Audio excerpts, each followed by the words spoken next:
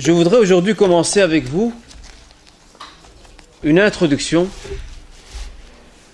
Cette introduction elle est très importante avant de pouvoir entrer dans le vif du sujet, autrement dit, avant de découvrir, d'appréhender et d'étudier ensemble les sourates qui sont à notre programme. Il serait intéressant de faire un petit détour vers l'historique donc de la compilation du Coran. Comment ce livre a été compilé, quelle méthode a été suivie ou a été observée pour pouvoir compiler ce livre, quels sont les acteurs de cette compilation et comment ce livre nous est-il parvenu, et ça c'est dans un troisième temps.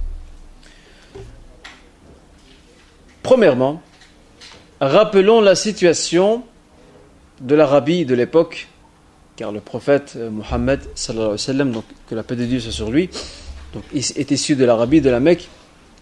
Il faut savoir que la péninsule arabique,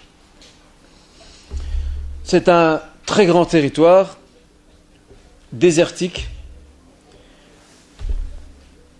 Chaque tribu règne sur son petit parcelle de terre, mais il existe malgré tout certaines villes qui sont bien organisées et qui sont structurées. Et ces villes sont au nombre de 3. Vous avez la Mecque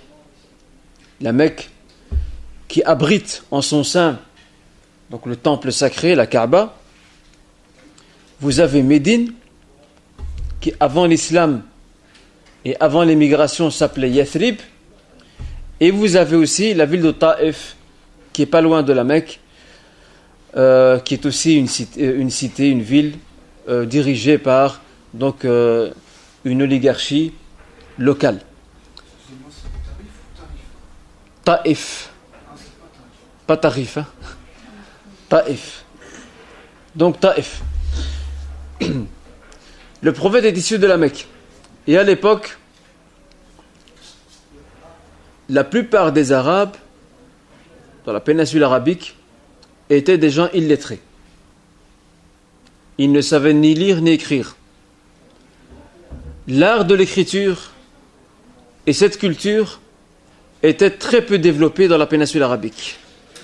Ce qui est tout à fait le contraire lorsque nous observons ou nous jetons un regard sur les nations voisines, sur les 2 grandes civilisations voisines, que sont l'Empire byzantin et l'Empire perse, où l'écriture est développée, pour ne citer que ces deux grandes nations qui sont voisines de l'Arabie. En Arabie, l'écriture c'est très rare, et même lorsqu'ils écrivent, les matériaux et les supports sur lesquels ils vont écrire sont des matériaux et supports très archaïques.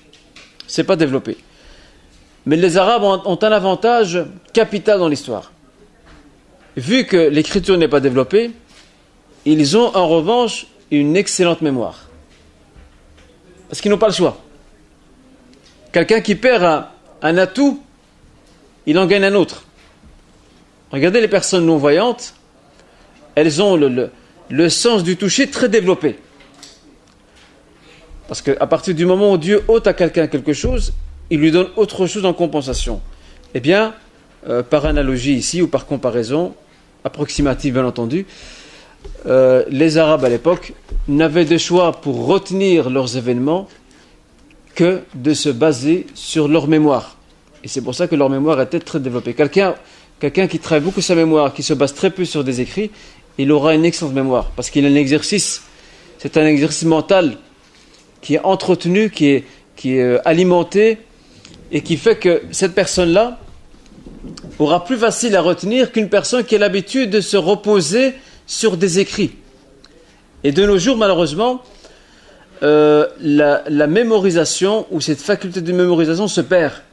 Même dans l'enseignement classique d'aujourd'hui, on met beaucoup l'accent sur la compréhension, ce qui est important certes, mais on oublie à côté de cela la mémorisation.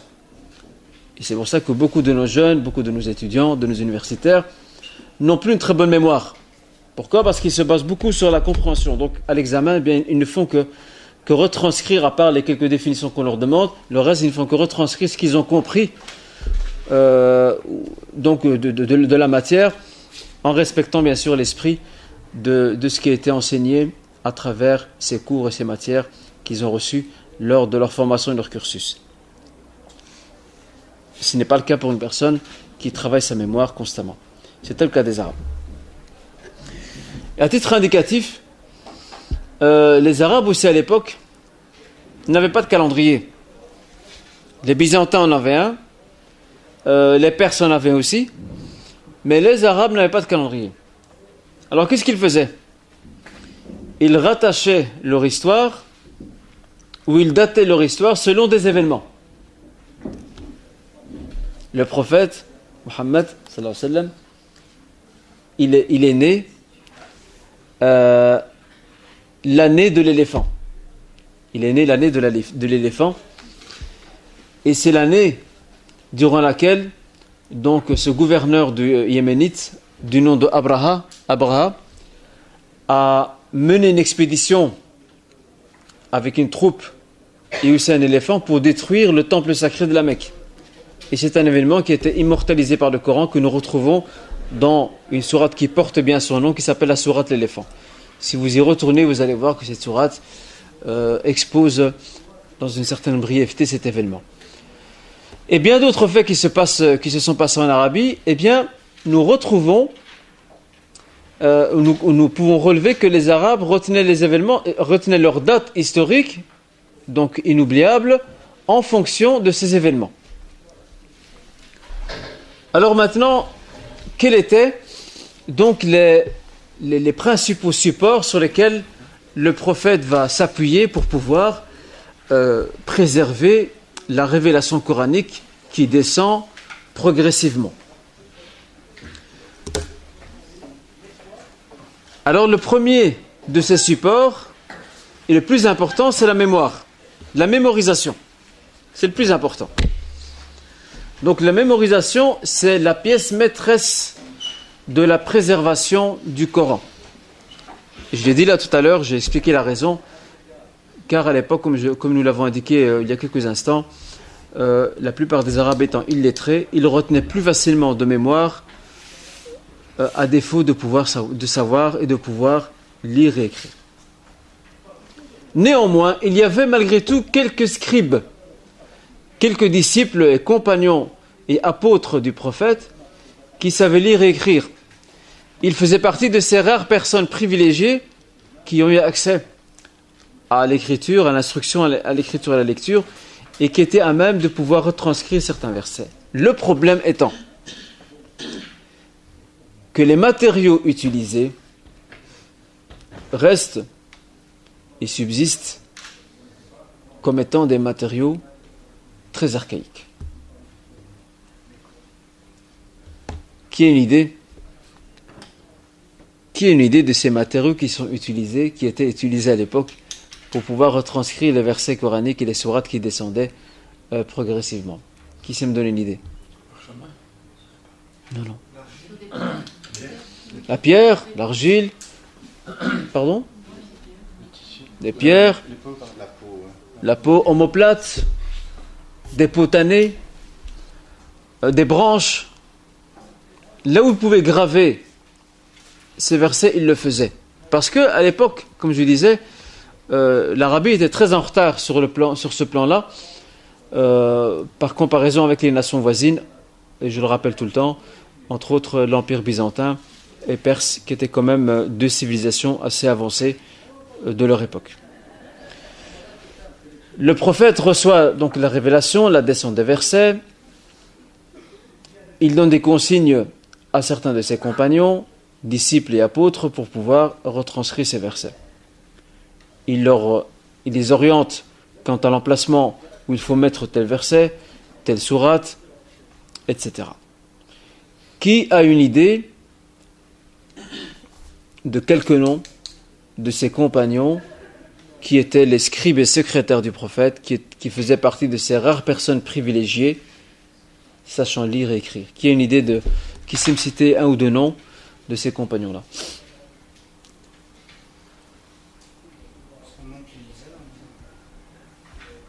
Hamza, je ne sais pas. Il n'est pas cité parmi ces gens-là.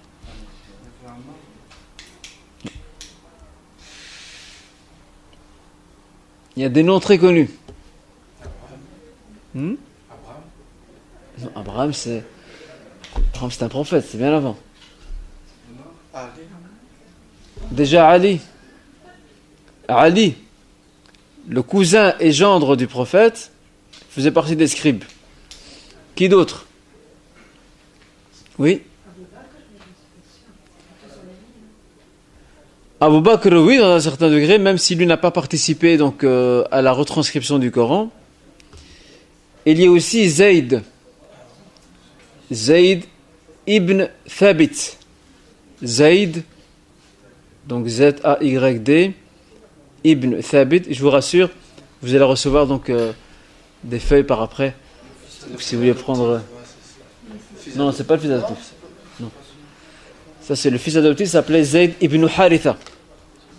Ici, c'est Zayd ibn Thabit. T-H-A-B-I-T. T-H-A-B-I-T. Zayd ibn Thabit.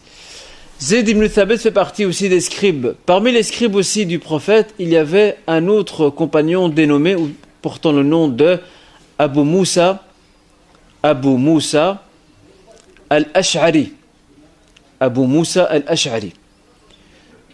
Et vous avez aussi, parmi les plus illustres, Ubay ibn Ka'b. Ubay ibn Ka'b fait partie aussi de ses compagnons qui étaient donc lettrés et qui faisaient partie des scribes et secrétaires du prophète, chargés par lui de retranscrire les versets et les sourates qui descendaient. Cela ne veut pas dire que ces versets et ces sourates qui descendaient progressivement n'étaient pas apprises de mémoire par les autres, si. Et même ces mêmes scribes, ayant bien entendu aussi une bonne mémoire, ils les apprenaient aussi par cœur. Donc la mémorisation, rappelez-vous, restait malgré tout, la mémorisation restait le principal support de conservation et de préservation des versets et sourates donc qui sont révélés au prophète Mohammed sallallahu alayhi wa sallam. Ce qu'il y a, c'est que de son vivant, il n'y a pas de problème, il est là, il est avec eux. Et s'il y a une confusion ou une mécompréhension, il est là pour intervenir, pour rectifier. Maintenant, après sa mort, on a non seulement un nombre considérable de compagnons du prophète qui connaissent le Coran de mémoire, et on a aussi quelques supports écrits, des matériaux très vétustes et archaïques, comme je le disais là tout à l'heure, qui sont préservés et conservés chez certains compagnons, et bien sûr ceux-ci ne les a pas empêchés eux-mêmes de maîtriser la mémorisation donc, du livre, ou du moins d'une partie de celui-ci. À l'époque d'Abu Bakr, qui est le premier successeur du prophète, il y a un fait qui va se produire. Et ce fait qui va se produire va motiver, après maintes hésitations, va motiver Abu Bakr de procéder à la première compilation du Coran. Il faut savoir qu'après la mort du prophète, certaines tribus arabes ont rompu le pacte de l'islam et se sont rebellées contre l'autorité musulmane, et qui était bien sûr qui siégeait à Médine, qui avait pour capitale Médine, ce qui a poussé Abu Bakr bien sûr à mettre fin à cette rébellion. Et parmi ceux qui ont mené cette rébellion, il y avait aussi un imposteur qui se faisait passer pour un prophète. Ce personnage s'appelle, il est assez amusant d'ailleurs, même si normalement il ne devrait pas l'être, il s'appelle Musaylama. On l'appelle Musaylama l'imposteur, Musaylama al-Kadhab. Et d'ailleurs, du vivant du prophète, il a inventé de toutes pièces une sourate. Alors il s'est dit, si le prophète Mohammed reçoit la révélation, reçoit des versets et des sourates, pourquoi moi je n'en recevrai pas? Alors il a décidé d'inventer lui-même une sourate. Vous connaissez la sourate El-Fil, l'éléphant? Eh bien il a essayé d'imiter cette sourate.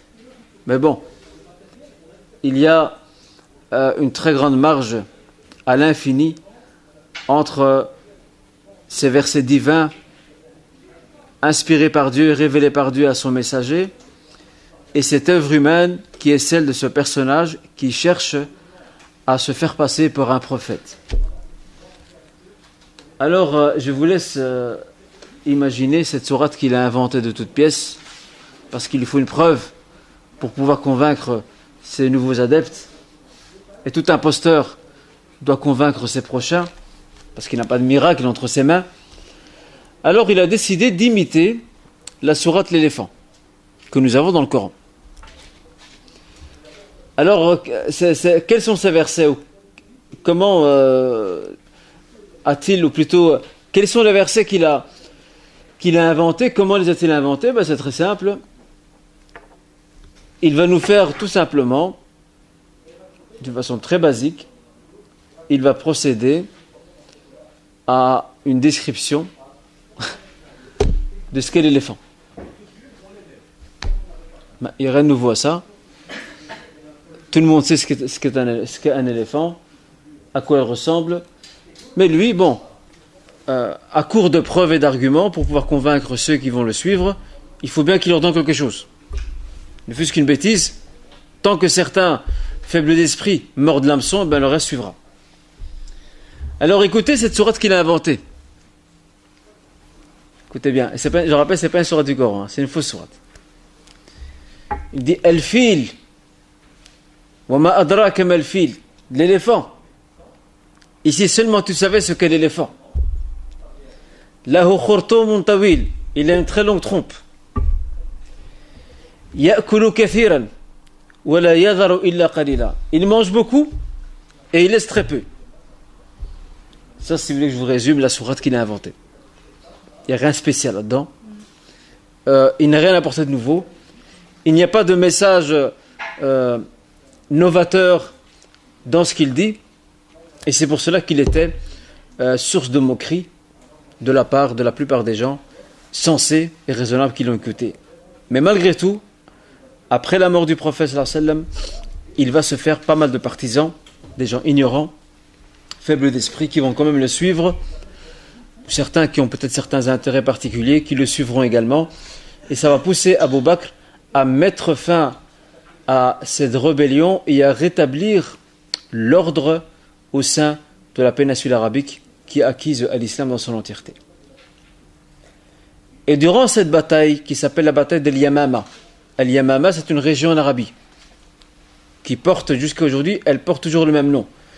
Durant cette bataille, 70 compagnons maîtrisant le Coran tomberont au front. Ce qui est beaucoup à l'époque. 70 compagnons, c'est beaucoup. Et c'est là que Omar, le lieutenant d'Abu Bakr, et qui sera par après le deuxième successeur du prophète, à la tête de la communauté, il va interpeller donc Abu Bakr en lui disant, écoute, il faudrait très vite remédier à la situation, car ces hommes, certains meurent d'une mort naturelle, d'autres meurent en martyr. Il serait temps de procéder à une compilation du Coran, parce que ces hommes-là, qui sont porteurs dans leur poitrine, ils sont porteurs du Coran, vont disparaître et le Coran avec eux. Abu Bakr était très hésitant. Il dit, je ne peux pas faire une chose que le prophète n'a pas fait. Et après discussion, il a fini par accepter cette proposition et il l'a trouvée pertinente. Et c'est là qu'il va désigner un jeune compagnon qui faisait partie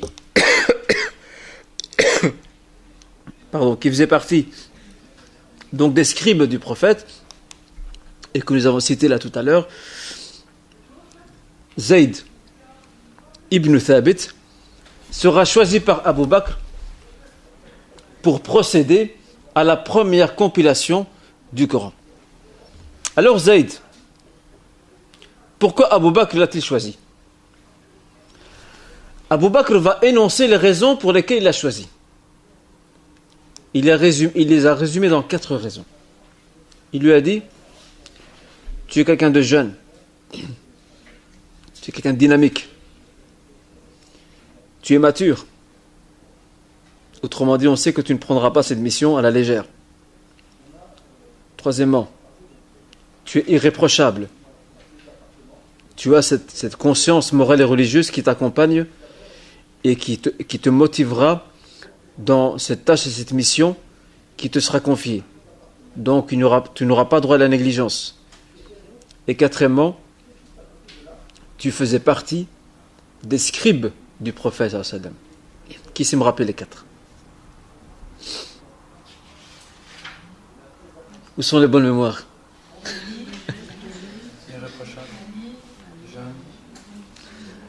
Allez, les frères vont m'en donner 2 et les sœurs 2. Donc mature. Irréprochable. Stop. Donc jeune, oui. Et quoi d'autre?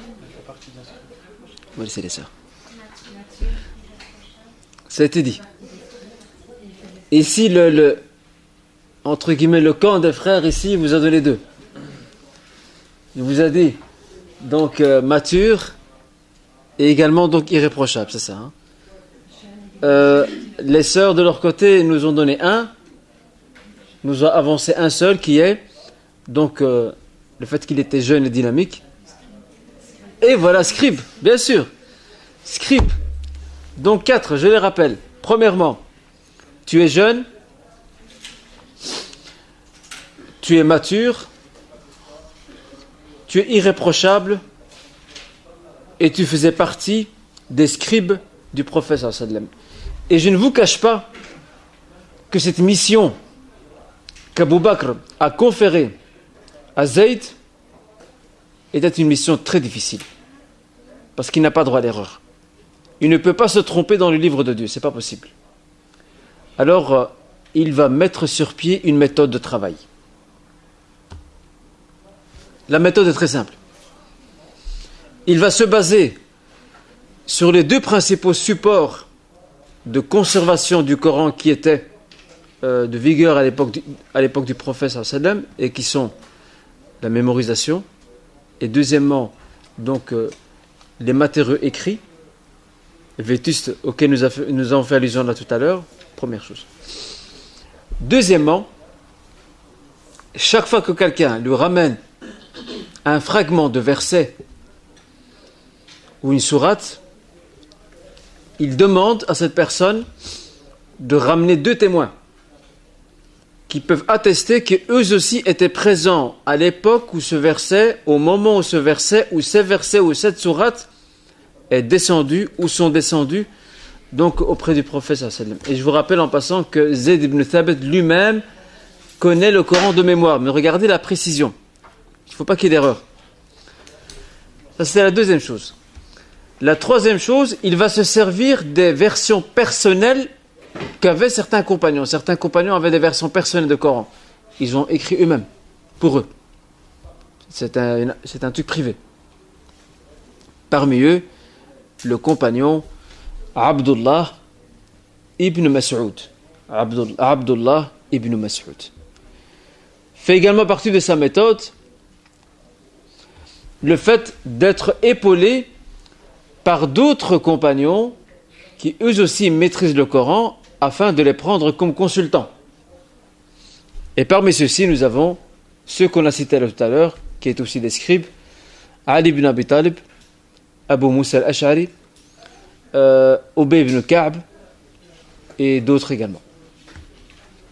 Et pour finir, ce qui fait partie de sa méthode, le recours à sa propre mémorisation.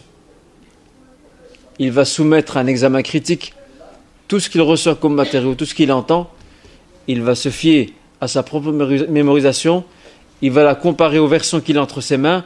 Plus, il fera attention aux remarques de ses consultants qui, eux, également maîtrisent le Coran. Et c'est ainsi qu'une première version va sortir de sa main et elle sera confiée à l'épouse du prophète qui se dénomme Hafsa. Hafsa va garder chez elle cet exemplaire. Hafsa qui, rappelons-le, c'est la fille de Omar. Omar ibn al-Khattab, qui est le deuxième successeur du prophète sallallahu alayhi wa sallam. Hafsa, c'était l'épouse du prophète et la fille donc de ce compagnon et disciple du prophète Omar ibn al-Khattab. Jusque-là, tout va bien. Abu Bakr décède parce qu'il n'a pas régné longtemps. Omar prend la succession. Son règne va durer près de 10 ans. Mais rien ne se passe qui nécessite un nouveau travail de compilation. La version toujours chez Hafsa, et il n'y a aucun souci. Maintenant, à partir de l'époque du troisième successeur du prophète, le troisième calife, Uthman, un problème va se poser, et un sérieux. Mais ça, il faut que je vous l'explique, afin que vous puissiez le comprendre. Certains compagnons et disciples du prophète se sont propagés à travers les différentes contrées qui ont été acquises à l'islam. Il y a plusieurs peuples qui ont embrassé l'islam. Alors certains compagnons se sont dispersés dans ces différentes contrées et régions pour pouvoir enseigner l'islam, enseigner ce qu'ils ont appris donc de leur prophète et messager Mohammed sallallahu alayhi wa sallam. Mais il faut savoir que la descente première du Coran s'est faite sur un plan donc linguistique, s'est faite avec beaucoup de souplesse. Pourquoi ? Parce que les Arabes avaient ce qu'on appelle des variantes linguistiques. Je prends un exemple. Dans la sourate Al-Fatiha, le prologue, nous disons « Ihdina as-sirat al-mustaqim ». As-sirat qui veut dire le chemin. Certaines tribus arabes de la péninsule arabique ne prononçaient pas le mot as-sirat, chemin, de la même manière. Ils disaient az-zirat avec un Z au lieu d'un S. Mais le sens est le même. Alors il y avait une certaine souplesse quant à la descente du Coran au niveau de ces variantes linguistiques. Ça ne change pas la signification. C'est pour permettre à ces différentes tribus qui tiennent absolument à leur dialecte arabe, de l'arabe classique. Ce n'est pas un dialecte populaire comme maintenant. C'est un dialecte qui faisait partie de l'arabe classique, littéraire. Par souplesse, eh bien, il a été toléré que les autres tribus arabes ou les autres arabes appartenant à d'autres clans tribaux puissent lire le Coran selon leur variante linguistique. Mais ça ne change pas, je rappelle, ça ne change pas la signification du verset et ça n'altère pas non plus son sens. Ok ? Mais la première variante et la plus importante sur laquelle le Coran est descendu, c'est celle de Quraysh. Quraysh étant la principale tribu qui dirige et qui préside aux destinées de la Mecque. Et le prophète lui-même fait partie de cette tribu, de cette grande famille qui s'appelle donc Quraysh. Et c'est normal que le Coran descende dans un premier temps dans leur variante à eux, avec un allègement concernant et un assouplissement concernant les autres variantes où il est possible donc pour les autres de pouvoir donc la réciter les versets selon leur variante à eux. Pourquoi cela ? Parce qu'il faut savoir que la transcription de la langue arabe est aussi assez archaïque, comme je l'ai dit là tout à l'heure. Je prends un exemple. La lettre F, je vais vous faire un schéma d'ailleurs au tableau pour que vous compreniez.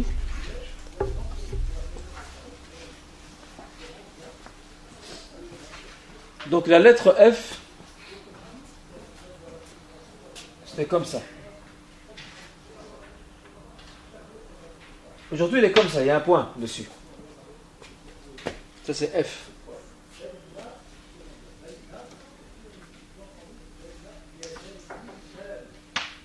Ça, c'est une autre lettre. Ça, c'est ce qu'on appelle Qa. La lettre la plus difficile pour les convertis. Qa. Elle vient du fond de la gorge.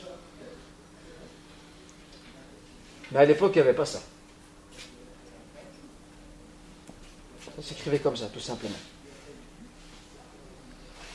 Une autre lettre.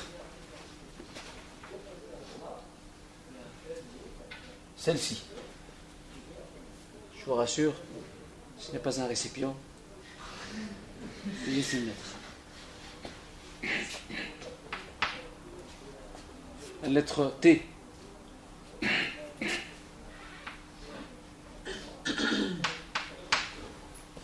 Le tha qu'on retrouve en anglais, thank you. TH, tha. La langue entre les dents, sans mordre sur sa langue bien sûr. Et vous avez le point. Elles ont toutes la même structure, mais elles sont toutes codifiées d'une manière différente. Ça c'est N, Nun, N. Eh bien à l'époque, idem, il n'y avait pas tout ça ici.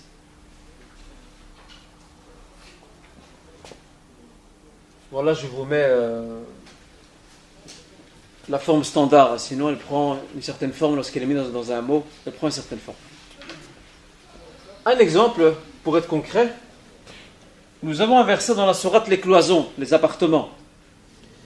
Dans ce verset, il est dit, donc, Ya ayyuhalladhina amanu, in ja'akum fasiqun binaba'in fatabayyanu. Ô vous les croyants, si quelqu'un, une personne, donc qui est immorale ou qui n'est pas connue pour sa moralité, vous vient avec une information, vérifiez-la. Vérifiez-en la teneur. Autrement dit, un appel à vérifier toute information qui nous parvient. Ce qui m'intéresse, c'est le verbe vérifiez-en la teneur dans le verset. Il s'écrivait comme ça. Comme ça.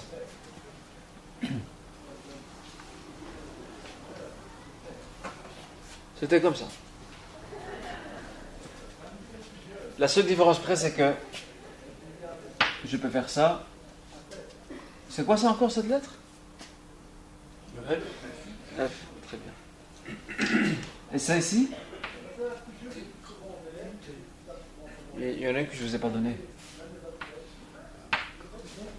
Ba. Lettre B. Alors regardez ici.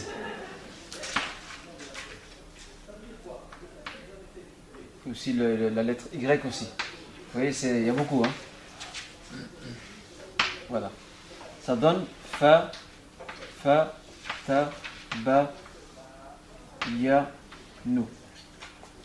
Fatabayyanu, qui veut dire vérifiez-en la teneur.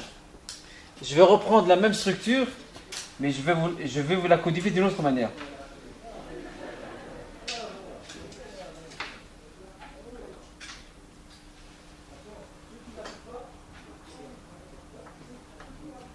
Ok, regardez bien. C'est la même chose, hein. La différence.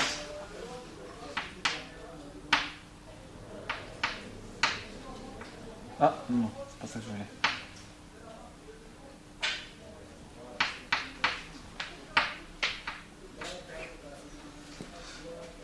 Est-ce qu'il y a une différence ou non entre les deux?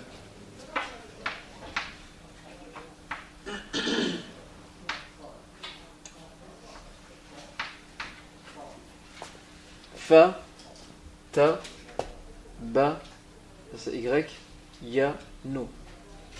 Et ici, fa, ta, sa, ba, tu.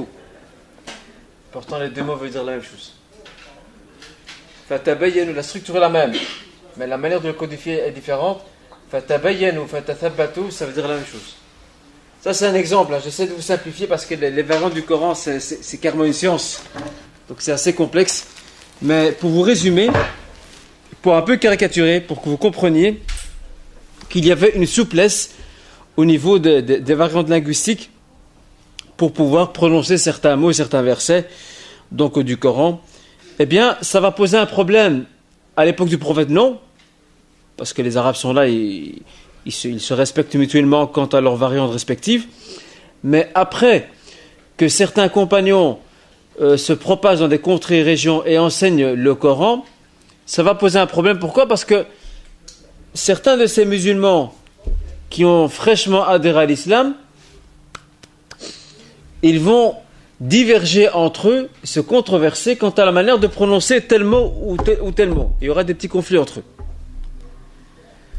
Alors c'est là que un autre compagnon du nom de... Désolé, aujourd'hui je vous charge un peu avec les prénoms, les noms et prénoms des personnages. Du nom de Hudhayfa ibn al-Yaman, qui va interpeller Uthman en lui disant, écoute, sauve cette communauté avant que ne connaisse le même sort que les communautés qui l'ont précédé. Autrement dit, avant que son livre ne perde de sa valeur et que de ce fait, nous connaissons le même sort que ces nations et communautés précédentes. Alors que va faire Uthman? Il va à son tour récupérer la version qui est chez Hafsa et il va procéder à une nouvelle compilation qui ne va pas changer par rapport à la précédente, à part que celle-ci, elle va être codifiée, précisée. On y apportera des précisions pour mettre fin à la confusion et à la nuance, afin d'éviter les confusions chez les gens, et de telle sorte ces différentes manières de prononcer, de lire, resteront surtout orales aujourd'hui. On va de nouveau faire appel à Zayd ibn Thabit, de nouveau, et il sera épaulé par d'autres compagnons qui aussi ont une certaine donc, connaissance du Coran. Il y a Abdullah ibn Zubayr et d'autres aussi contemporains de l'époque de Uthman, Saïd ibn al-As ainsi que Abdurrahman ibn Hisham. En résumé, cette nouvelle version du Coran qui n'a pas changé par rapport à avant, si ce n'est qu'elle a été bien codifiée, mieux retranscrite, elle va mettre fin à une série de confusions auxquelles étaient exposés beaucoup de musulmans dans les nouvelles contrées où l'islam est arrivé. Et cette version du Coran s'appelle la version selon la transcription uthmanique du nom de Uthman. Et c'est celle que nous avons entre nos mains aujourd'hui. C'est celle-là.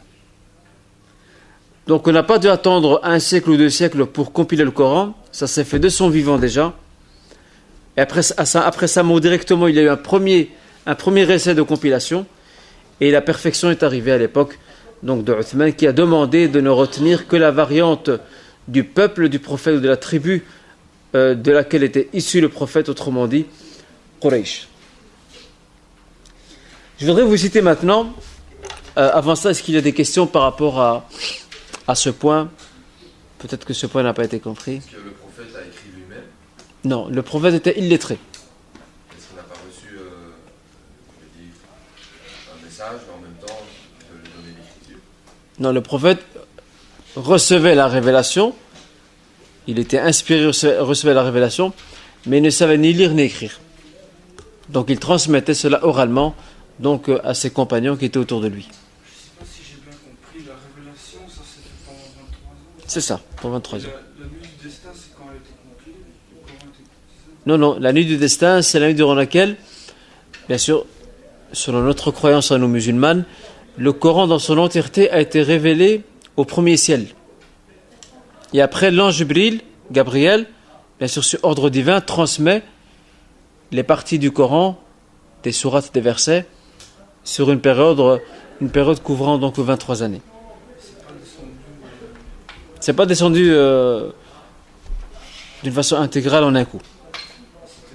C'était des versets, comment dire, telle sourate, depuis telle sourate, c'était pas Disons que ordonner, la manière d'ordonner les versets était faite sur base des consignes donc, du prophète lui-même. Sallallahu alayhi wa sallam. Donc il disait à ses scribes, ce verset vous le mettez à tel endroit, celui-là il va à tel endroit. C'est lui qui orientait donc, la manière d'ordonner les versets donc, qui ont été révélés. Il y a-t-il d'autres questions? Très bien, on passe au point suivant. Les noms qui ont été donnés au Coran. Donc on a vu maintenant comment s'est faite sa compilation. Donc on peut dire que le Coran a différentes appellations. Bien sûr, le premier, le plus connu, c'est le Coran. Et le mot Coran, c'est un substantif qui vient du verbe lire. En arabe, lire veut dire donc lire, qara'a ou réciter. C'est la même chose. Bien que le mot réciter aujourd'hui, on l'utilise beaucoup plus pour le terme arabe tilawa. Tilawa, c'est plus la récitation. Quant au verbe qara'a, c'est lire. Donc, c'est l'équivalent du verbe français lire. Donc, le Coran, c'est, si vous voulez, le livre donc, de la lecture. On l'appelle aussi le livre, Al-Kitab. Le livre, en arabe, Al-Kitab.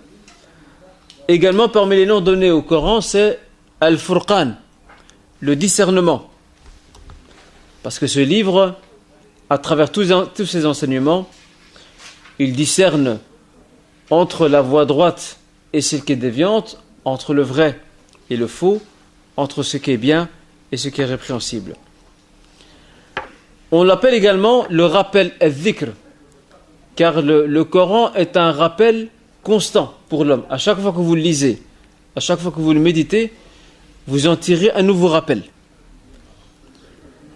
Aussi, nous l'appelons la révélation, ou plutôt il est appelé la révélation descendue, at-tanzil, parce qu'il est descendu. Il est descendu donc sur le prophète Mohammed. Ça, ce sont, mes honorables frères et sœurs, les principaux noms et appellations qui ont été donnés donc au Coran. Passons maintenant à un nouveau point qui concerne les thèmes abordés par le Coran. Le Coran aborde une série de thèmes. Ces thèmes sont nombreux. Je n'en citerai que quelques-uns. Parmi les thèmes cités par le Coran, nous avons la croyance, l'unicité, la foi en Dieu, en l'au-delà, en le monde imperceptible, ce qu'on appelle le monde invisible, les anges, etc. Donc, c'est l'un des thèmes les plus importants du Coran. Et d'ailleurs, les sourates mécoises, et ça on va voir plus tard ce que signifient les sourates mécoises, et les sourates médinoises aussi, et qu'est-ce qui différencie les deux. Les sourates mécoises sont celles qui ont mis l'accent, ou un accent beaucoup plus grand, sur la foi, sur les articles de la foi et la croyance, et particulièrement l'unicité de Dieu. Parcourez vous-même les sourates mécoises, vous verrez qu'elles insistent énormément sur la croyance. Pourquoi ? Parce que la révélation a débuté à la Mecque. L'environnement dans lequel se trouvait le prophète Mohammed, sallallahu alayhi wa sallam, la paix de Dieu sur lui, ainsi que les premiers musulmans, est un environnement païen hostile à l'islam. Ils sont minoritaires. Il y a une première phase d'éducation qui doit se faire. Et pour cela, il faut doter ces hommes et ces femmes qui ont adhéré à l'islam à la Mecque, les doter d'une nouvelle vision de la création de la vie, d'une nouvelle philosophie de vie, de nouveaux principes, bref, d'un nouveau système de croyance qui va régir leur vie au quotidien et qui va mettre un lien indéfectible entre ce bas monde et l'au-delà.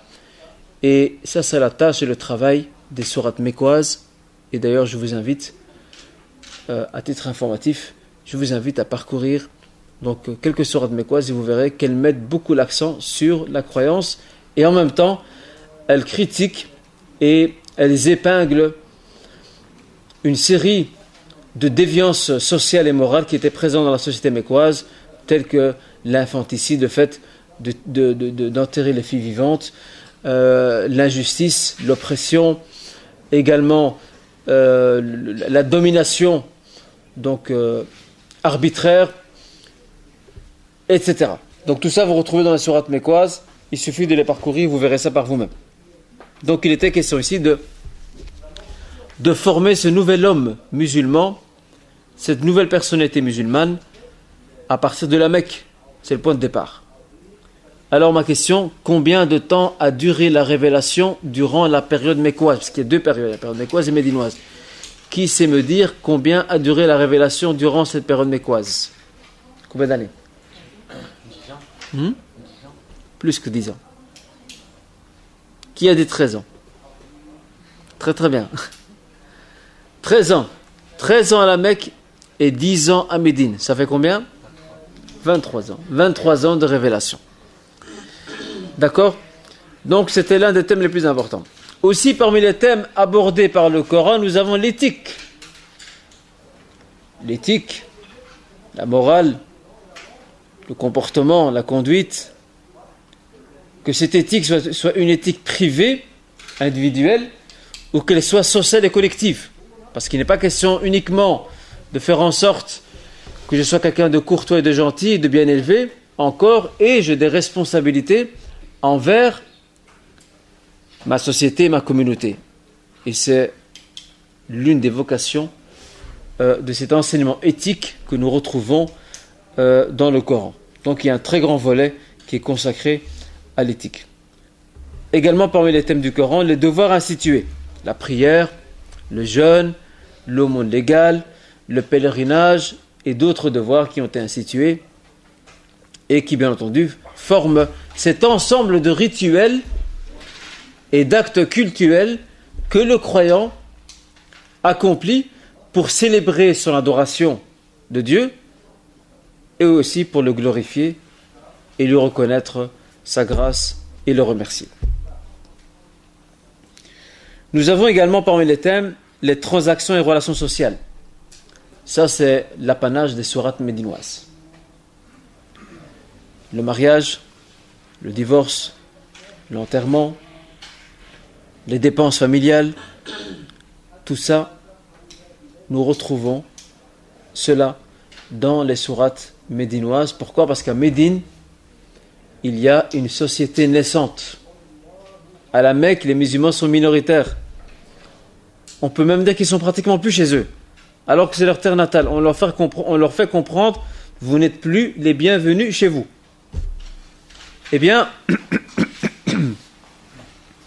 à Médine, il y aura, après l'immigration, il y a une société qui naît, et à partir du moment où ces sociétés voient le jour, il était normal que celles-ci puissent être organisées. Il faut organiser les relations nouvelles qu'il y a entre les membres de ces sociétés, sous l'autorité, bien entendu, du prophète, l'autorité spirituelle et temporelle, donc du prophète.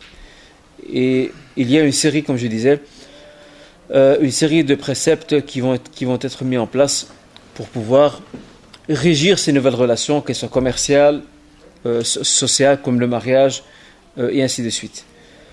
Le licite et l'illicite. Tout comme dans les messages qui nous ont précédés, il y a des choses permises et il y en a d'autres qui ne le sont pas. Aux croyants de les découvrir et de les appréhender. L'alcool est prohibé, la consommation de la chair de porc est prohibée, l'usure est prohibée, jure des bienfaits que Dieu nous donne en respectant une certaine éthique et en remerciant le Créateur est permise, etc., etc., etc. L'usure, c'est les prêts-intérêts. Ça, c'est donc ce qui concerne le licite et l'illicite. Et en passant, je voudrais souligner un point qui me paraît assez important. Souvent, on dit, pas nous, mais certaines personnes mal avisées, malheureusement pour la plupart d'entre elles, ce sont des personnes qui prétendent être bien informées, comme certains journalistes entre autres, certains médias du moins. Ils aiment bien faire des raccourcis et qualifier l'islam comme étant la religion des interdits, en disant en islam il n'y a que des interdits. Tu ne peux pas faire ça, tu ne peux pas faire ça, tu ne peux pas faire ça, tu ne peux rien faire. Déjà ça, ce jugement, ce raccourci, c'est un jugement subjectif qui ne corrobore pas du tout avec la réalité. Nous invitons ces gens à venir voir de plus près, à aborder la jurisprudence musulmane qui tire ses sources des textes fondateurs de l'islam, le Coran et la tradition prophétique, et ils verront que bien au contraire, la sphère du licite, du permis, elle est infinie. En revanche, celle de l'illicite, elle est codifiée, elle est limitée. Et ça, ce n'est pas propre à l'islam. Les prophètes qui ont précédé Muhammad, sallallahu alayhi wa sallam, que la paix de Dieu soit sur lui, ont reçu les mêmes injonctions, les mêmes commandements. Et d'ailleurs, le Coran regorge un exemple, ne cesse de citer un exemple, Moïse, Jésus aussi, par rapport à une série d'enseignements qui leur ont été institués, impliquant certains commandements et interdits également. Donc ce n'est pas propre à ce que Muhammad a transmis. Et ceux qui veulent encore lire les textes bibliques, eh bien ils y retrouveront, s'ils ont un regard attentif, ils retrouveront dans ces textes quelques traces de ces enseignements qui sont en accord avec l'islam. Parmi les thèmes aussi abordés par le Coran, et on va arrêter là-dessus Inch'Allah parce qu'il est déjà 13h, parmi les thèmes abordés par le Coran, le droit constitutionnel et international. Bien sûr, le Coran ne nous propose pas un modèle type de gouvernement ou d'État, non. Le Coran propose ce qui ressemble à ce que disait Jean-Jacques Rousseau, le penseur français, le contrat social. Le Coran propose un type de contrat social entre le gouvernant et le gouverné. Il propose un système de concertation, ce qui ressemble au Parlement, une manière de révoquer celui qui dirige nos affaires. Les bases générales d'un système politique sont mises en place, mais les détails sont laissés au libre choix des hommes, selon les époques et selon les lieux. À eux d'adapter leur système selon leurs besoins, en respectant bien sûr ces bases fondamentales, concernant ce qu'on appelle aujourd'hui communément donc la théorie d'État. Quant au droit international, c'est les rapports entre nations, entre communautés. Je disais encore là tout à l'heure, au niveau 5, dans mon introduction sur la biographie du prophète, souvent, nous rions lorsque nous observons certains intellectuels occidentaux qui se font passer pour des spécialistes de l'islam alors qu'ils ne le sont pas, et qui vont dans le Coran, ils puisent certains versets, ils découpent tout le reste, toute la bordure, ils la découpent ou ils l'évacuent, et après ça, ils vont nous présenter un Coran, soi-disant haineux, un Coran dans lequel nous retrouvons des versets qui prouvent, selon ce qu'ils disent, qui prouvent que l'islam est une religion guerrière, est une religion de combat qui part à la conquête de la planète et de l'humanité pour imposer à tous son dogme, sa foi et sa croyance. Alors ils se servent d'un verset entre autres. Et malheureusement l'actualité brûlante internationale n'améliore pas la situation, alors ils vont surfer sur les passions populaires, sur les douleurs des gens, ils vont exploiter, instrumentaliser ces événements pour étayer leur thèse selon laquelle donc le Coran est un livre qui appelle à la guerre et à la violence. C'est quoi ce verset? C'est très simple. J'en parlais là tout à l'heure au niveau 5. C'est le verset dans lequel il est dit وَاقْتُلُوهُمْ حَيْثُ ثَقِفْتُمُوهُمْ. Tuez-les là où vous les trouvez. Ce verset, quelqu'un qui est profane et qui écoute ce verset, il dit donc ça veut dire que chaque fois que je vois un musulman devant moi, c'est que chacun d'entre eux est une bombe à retardement. C'est ça que ça veut dire. Donc il a une ceinture, il va se faire sauter devant moi, d'office. Tuez-les là où vous les trouvez, dans les marchés, dans les métros, et malheureusement, l'irresponsabilité de certains musulmans n'a pas aidé à améliorer ou à casser ces images-là. Les attentats de Londres, de Madrid, ont rendu service à ces pseudo-intellectuels. Mais ce qui est malhonnête, ce qui prouve que leur analyse est biaisée, c'est que s'il revient juste derrière, juste avant ce verset, quelques versets avant, il y a un verset qui est on ne peut plus clair. Ce verset, je vous le rappelle et je vous l'évoque, et je vous renvoie, c'est la sourate La Vache, la deuxième sourate du Coran. Je vous renvoie, retournez-y vous-même. Dans ce verset, il est dit وَقَاتِلُوا فِي سَبِيلِ اللَّهِ الَّذِينَ يُقَاتِلُونَكُمْ وَلَا تَعْتَدُوا إِنَّ اللَّهَ لَا يُحِبُّ الْمُعْتَدِينَ. Combattez dans le sentier de Dieu ceux qui vous combattent et n'agressez pas, car Dieu n'aime pas ceux qui sont du nombre des agresseurs. Et le verset qui vient après, وَاقْتُلُوهُمْ حَيْثُ ثَقِفْتُمُوهُمْ. Ce verset ne parle que d'une situation de guerre. Je tue celui qui me combat, qui prend les armes. Et le prophète, lorsqu'il y avait une bataille ou un conflit, il recommandait à ses hommes, n'arrachez pas des arbres, ne tuez pas les vieillards, ne vous en prenez pas aux moines qui sont dans leur monastère. Autrement dit, ne combattez que ceux qui portent les armes, c'est normal. Ça, c'est l'éthique de la guerre que malheureusement on essaye d'occulter dans certains écrits soi-disant intellectuels. Et c'est pour cette raison que celui qui, alhamdoulilah, lit le Coran souvent et fréquemment, eh bien, il comprend que ces analyses, ce n'est que tromperie et supercherie, et elle alimente le flux de l'islamophobie qui est présente aujourd'hui, surtout que malheureusement l'actualité internationale n'est pas, ou plutôt laisse à désirer. Donc la manière de régir les relations entre d'un côté la nation musulmane et les autres nations non musulmanes. Et ce qu'il faut savoir, c'est que l'un des pères fondateurs du droit international, je ne sais pas si vous le savez, l'un des pères fondateurs du droit international est musulman.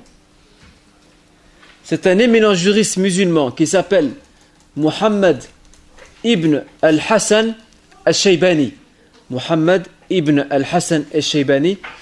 Et à Vienne, en Autriche, il y a une association internationale de juristes spécialistes dans le droit international qui se réunit souvent donc, par an pour discuter de ces questions-là. Eh bien, ces juristes-là ont donné comme nom à leur association le nom de ce juriste musulman éminent, Muhammad ibn Hassan al-Shaybani. Il a écrit un livre qui est une référence dans le droit musulman quant aux rapports et aux relations internationales. Ce livre s'appelle en arabe Kitab al-Sayr al-Kabir. Autrement dit, le livre de la conduite politique ou diplomatique que l'État se doit d'avoir avec les nations voisines. Alors, il y a de quoi méditer par rapport à cela, et c'est là-dessus que je m'arrête, Inch'Allah, et nous nous verrons au cours prochain. Et sur ce, je vous souhaite donc un agréable week-end, et on se donne rendez-vous la semaine prochaine, Inch'Allah. Et je vous dis salam alaikum.